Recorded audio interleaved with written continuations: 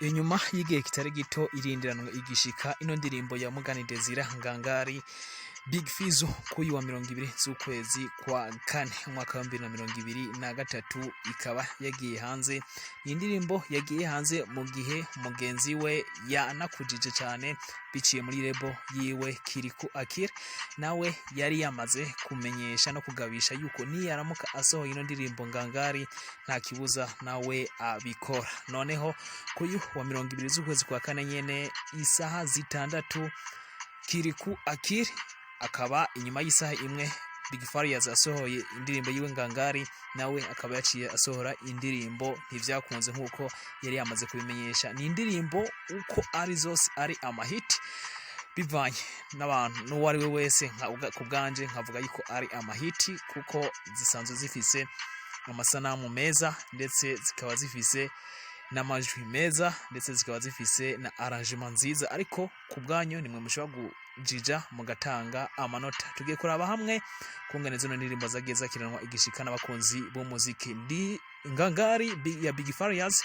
inyuma y'amasaha 23 ikaba yari imaze kuba ikwiza ama views ashika 100,000, ama like ashika 13,000, ama commentaire ashika 3,000, mu gihe KIRIKOU AKILI muri Ntivyakunze nawe inyuma y'amasaha 23 yaramaze gukwiza ama views ashika 82,000, ama like ashika 9,000, n'ama commentaire ashika 1,300. Bimeze uko mu gihe Big Farious asanzwe afise aba subscriber canke se aba abone bashika 120, mu gihe KIRIKOU AKILI na office aba subscriber canke se aba abone bashika 79,000. Bimeze uko kandi mu gihe zino ndirimbo zose uwari wese afise uko ashobora kuzivuga ko no kungana ashobora kuba yarazakiye, ariko kubwono muririmbyi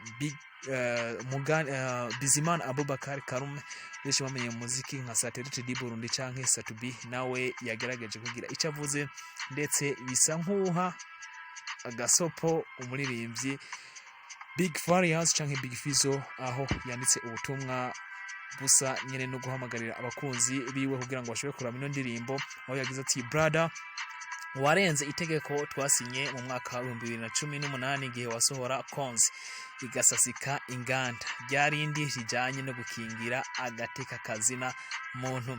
Ni gute ushobora gukoresha kirimbuzi kuri bene wanyu? Pole basi. Aha yaciye igihe gitoyi gusa umuririmbyi Satubi ndetse n'umuririmbyi Big FIZZO basa nabiyunze. Ibi akaba ari navyo uno muririmbyi Satubi nyuma yo gushira buno butumwa hanze. Big Farious nawe yagize icyo abuvuga ko mu gihe avuga yuko yasohoye kirimbuzi, mu gihe Satubi avuga yuko yasohoye indirimbo kirimbuzi yaje gusasika inganda. Mugani Desire nawe muri commentaire akaba yashikirije buno butumwa, aho yemeje yuko namba atari kirimbuzi ahubwo ari ibintu bisanzwe. Yagize ati itegeko sinarirenze kandi kirimbuzi ntiharagera ko ikoresho oya, but ni muri ya strategy nyene, if you know what I mean.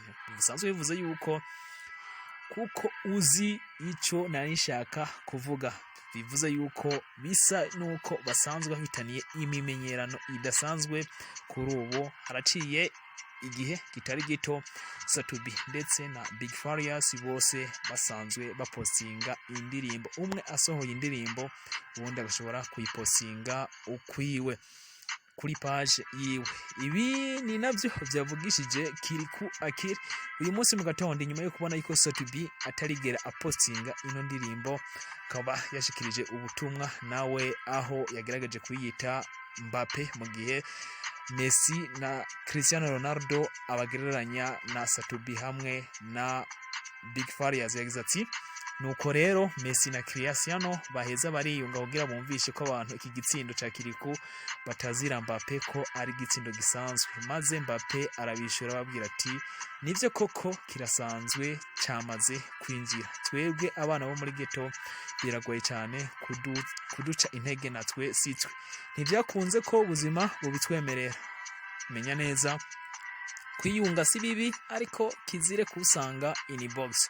Aha umuntu wari wese arashobora kwibaza ati hagati ya Satubi hagati ya Big Fizzo ninde yoba yaragiye inbox kugira ngo ace intege uno muririmbyi Kirikou Akili inyuma yuko yashikirije aya majambo. Ariko ibi ntivyatumye namba kuko umuririmbyi Satubi nawe yongeye araza aposinga ino ndirimbo ya Kirikou Akili kuri page yiwe ya Facebook sanzwe kurikiranwa n'abantu bareshika 300 yandika nabona mutuma ati ntivyakunze konja muri iyi video ya Kirikou yari yabisavye nkaza kubura umwanya gusa naho washavuye uja ko ngo aba legend ntibagukunda ahiriwe abihangana. Iyi song ifise siguro nziza, kuraje cyane musore, ufise kazoza keza kandi ibitakunze bizokunda inshallah. Abajelegende barisariye rekana nabo, kora kuri Bface mukore gikomando. Ubu n'ubutumwa Satubi asa n'uwahaye umuririmbyi Kirikou Akili.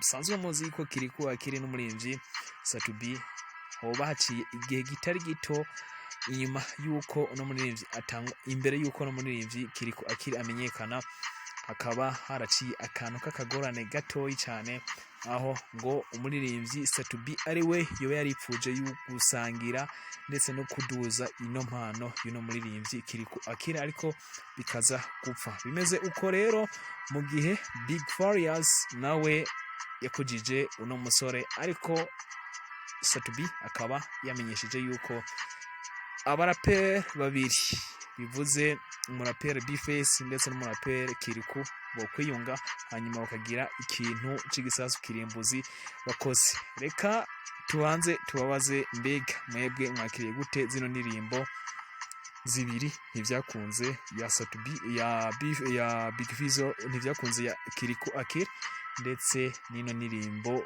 y'umuririmbyi Mugani Desire ariyo yiswe Ngangari? Shira muri commentaire mutubwire ko mwazakiriye. Thank you so much kwa mwakurikiranye ino video.